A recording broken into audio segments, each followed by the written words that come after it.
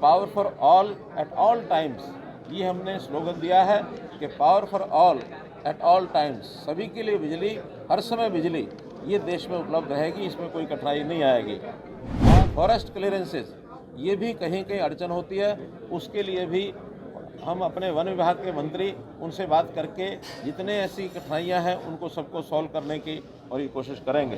क्या पावर कहीं भी किसी भी प्रदेश में किसी भी समय कम नहीं होने देंगे। सेंट्रल कोटा जो हमारे पास रहता है उसमें से पावर सप्लाई करना, ये हमारा काम करेंगे।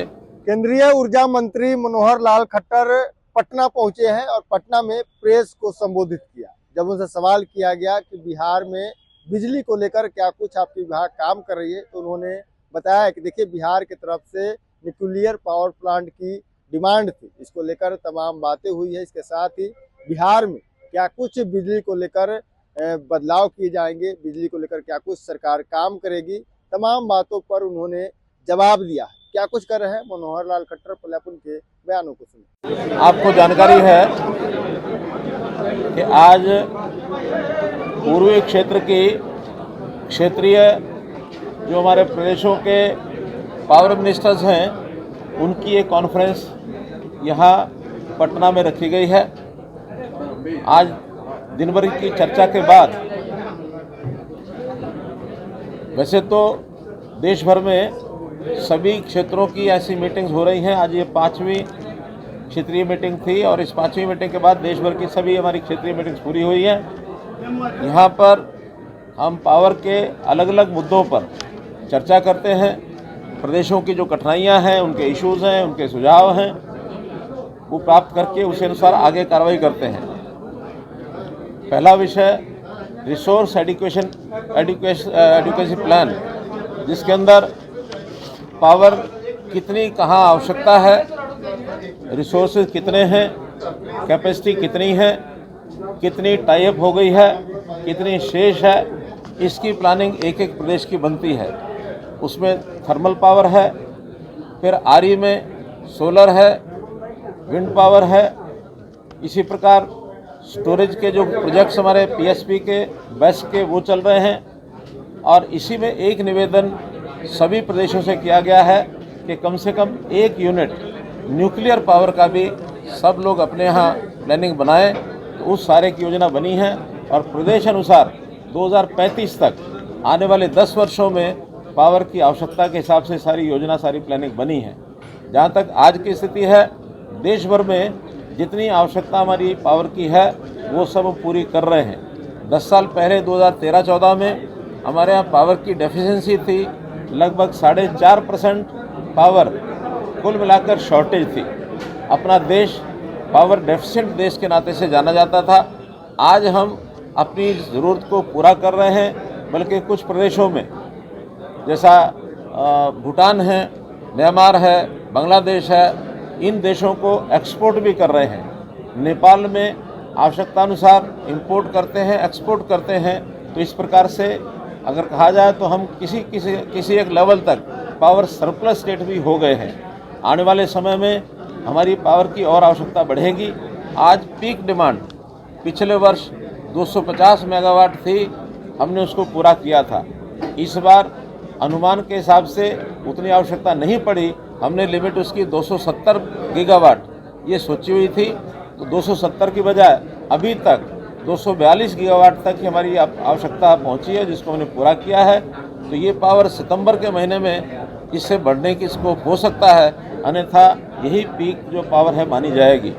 इसको पूरा करते हुए power for all at all times, ये हमने स्लोगन दिया है कि power for all at all times, सभी के लिए बिजली, हर समय बिजली, ये देश में उपलब्ध रहेगी, इसमें कोई कठिनाई नहीं आएगी।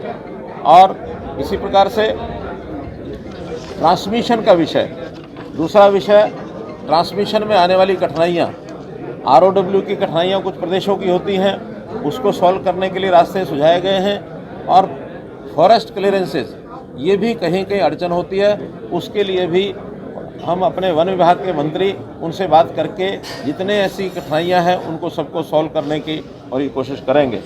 तीसरा विषय आजकल साइबर सिक्योरिटी, ये भी अपने आप में बड़ा इशू हो गया है। तो साइबर सिक्योरिटी के नाते से सभी प्रदेशों में एक ट्रेंड स्टाफ ये नियुक्त करना और इसमें जो एक्सपर्ट हैं इस विधा के, उनके लिए उनके साथ बैठकर ट्रेनिंग कराना, ताकि साइबर यानी किसी प्रकार का कोई अटैक होता है, कोई उसके अंदर किसी प्रकार की टेक्नोलॉजी के माध्यम से कोई शरारतपूर्ण तरीके से कोई अटैक करते हैं, तो उसको हल करने के लिए भी सारी योजनाएं सब हमारी बनी हैं। पिछले दिनों में जब ऑपरेशन सिंदूर था, ऑपरेशन सिंदूर के समय हमारे जो विरोधी लोग थे उन्होंने ऐसी कोशिशें की, लेकिन सब कोशिशें जो है वो फेल कर दी गई। हमारा जो सिस्टम है वो इंटैक्ट रहा है, उसमें कहीं कोई कठिनाई नहीं आई है।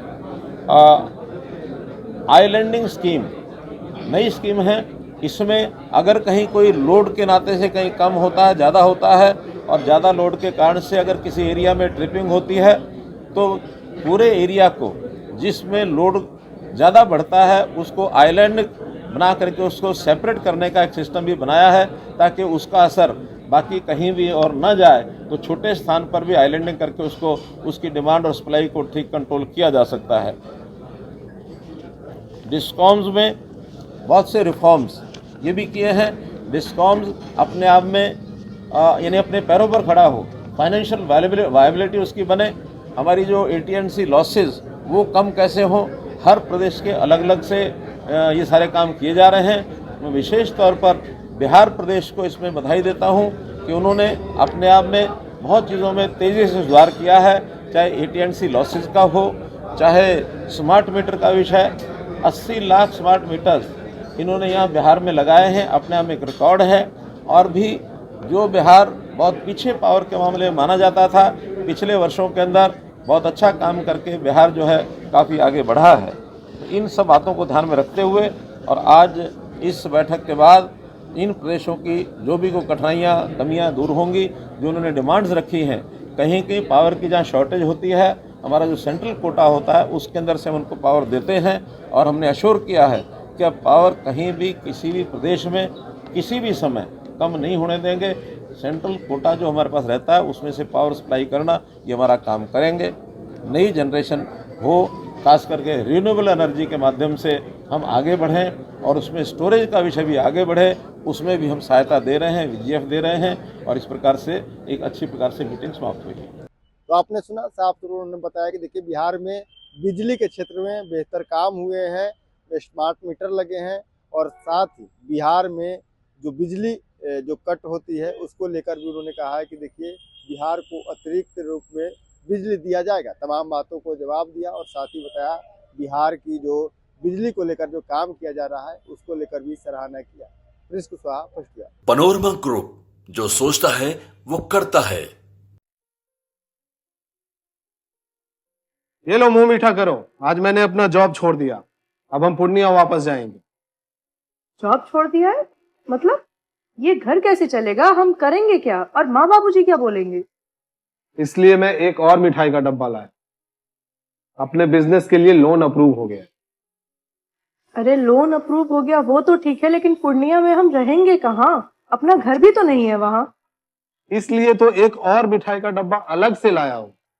हमने पूर्णिया में घर ले लिया है, पूर्णिया के E-Homes पैनोरमा में। पूर्णिया में पैनोरमा ग्रुप लेकर आए हैं E-Homes पैनोरमा। बड़ा घर, आलीशान जिंदगी और अत्याधुनिक सुविधाओं के संग। अरे अब क्यों मुंह मीठा करवा रही हो? क्योंकि हम घर वापसी जो कर रहे हैं। घर वापसी की खुशी पूर्णिया में E-Homes पैनोरमा के संग। E-Homes panorama, luxurious lifestyle redefined.